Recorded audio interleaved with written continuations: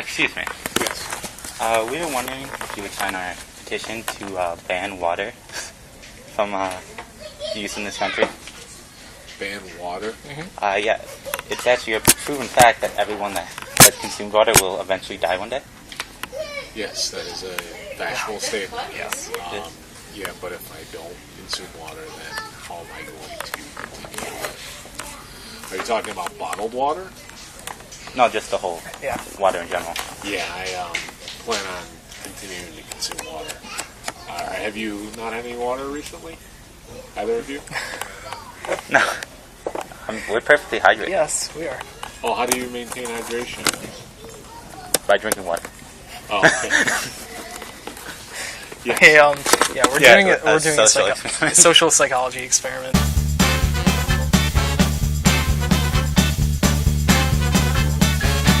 Excuse me. We were wondering if you would sign our government petition to ban hydric acid, like the use of it in our country. What? Hydric acid. Do you need information on it? Sure. Or like what it is? So it's a substance that's commonly found in acid rain and cancerous tumors. It's in a bunch of lakes and rivers and can cause many diseases. Yeah, that's it. Okay. Actually, you are... Oh, wait. I'm sorry. Wrong one. Yeah, that's This one.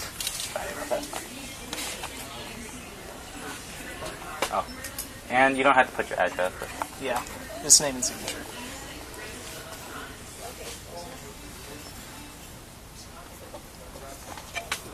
Alright, thank you. Sure, you're welcome. And also, This is a psychology Yeah. experiment. It's hydric acid is actually just like a scientific term for water. Oh, okay. For our experiment, we studied compliance in the form of trying to get people to sign a petition to place a ban on hydric acid, which is also known as water. This is an important study because it shows how easily some people will comply with what others are telling them, even if they have no idea what the other person is telling them to do. Our hypothesis was, if we ask random shoppers at grocery stores to sign a petition to ban water, then more people will comply if we use the scientific terminology for the word water, such as hydric acid. Our independent variable was the effect of unknown scientific terminology on the compliance of individuals to sign our petition.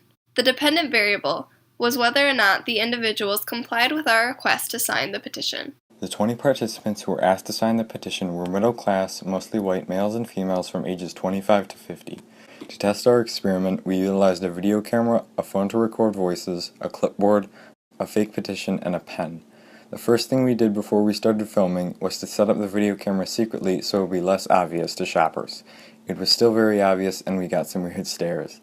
After the camera was set up, we would go up to an individual in groups of 2 with a petition on our phones ready to record.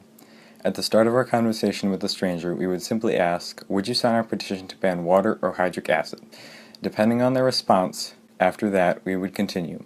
If they said, "What is hydric acid?" we would tell them some facts explaining why it's a harmful substance, such as it's found in all tumors, every school shooter has consumed it before committing their crime, and that it's a component of acid rain. If they listen and agree that it's a harmful substance, they would sign the petition. If they did not agree, we would simply say thank you and then debrief them on what was happening. However, clearly, some people were too into their shopping to have time to listen to some young kids tell them about their class project. Anyways, if we asked the shopper to sign a petition to ban water, the biggest response was, "What drugs are you on?" Or say, "No, thanks, I like my water."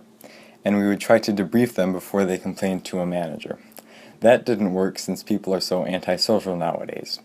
The last response that we got was, "I don't want to sign the petition, sorry." And that was before they even heard about the substance, and those people were always trying to complain to the manager. The hardest part of our procedure was trying to avoid workers so we wouldn't get kicked out for disobeying their no soliciting policy. We were not selling anything, yet apparently we are disturbing the shopper's fair shopping right, their right to shop without a disturbance. As you would expect, no one signed a petition to ban water. I mean, it's a necessity to life. If someone signed it, I would point them to the nearest school and have them educated in how the human body needs water to function. However, when asked to ban hydric acid, 8 of 10 subjects agreed with convincing facts. That's 8 people who felt stupid after we debriefed them. The other 2 who denied are the ones who got us kicked out of the store. So we convinced 40% of random individuals to ban water.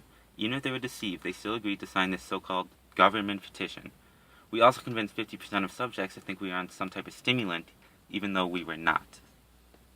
Our hypothesis ended up being accepted since it was statistically proven that more people complied to sign a petition to ban a compound unfamiliar to them that sounded scientific rather than signing a petition to ban water, something we all know of and need. The results of this experiment were fairly obvious. No adult in their right mind would sign a petition that would ultimately lead to their death.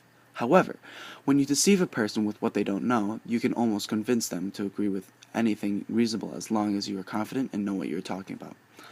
That's why we were able to get signatures for hydric acid, and since we tried to take it seriously, people believed it was an actual harsh compound. For the same reason we succeeded in gaining signatures for hydric acid, we failed at them for getting water. When people asked to ban it, we were trying our hardest not to laugh, not like it really made the difference whether people would sign it or not, and it may have made people think it was a joke. The real lesson out of our experiment is to teach people to not just agree to what other people say because they sound like they know what they're talking about. And so, from now on, if someone approaches you to sign a petition on a topic you have never heard of, say no thanks for now, but I will do more research on it and see if I agree with what you're saying. The only problem we ran into was that we got kicked out of the stores, which wasted time since we had to travel from one place to another 3 times. This was also a surprise to us since we didn't think you could be kicked out of a store just for asking people to sign a petition. The speed at which we were kicked out of stores sometimes was also very surprising. At Meijer, for instance, it felt like 10 minutes after we entered the store, we were kicked out. The best way to improve this would be to just try and get signatures in an area where we can't be kicked out, or to avoid the store's workers better. We could also improve our appearance to make ourselves look more professional, which could help us get more signatures. For future research on compliance, we would like to study how far people would support something they don't even know about. So we would still get signatures for a petition, but then ask them to donate to the organization and see if anyone would go that far for a cause they have very minimal information on.